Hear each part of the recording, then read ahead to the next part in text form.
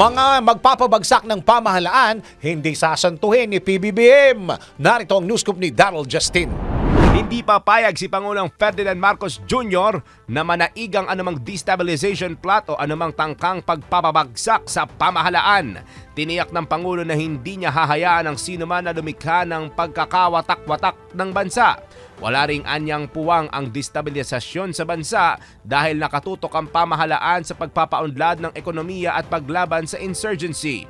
Bilang Commander-in-Chief, nanawagan rin ng Pangulong Marcos sa 4th Infantry Division ng Philippine Army na patuloy na magpakita ng katapatan, pagkamakabayan at pagsilbihan ang bansa.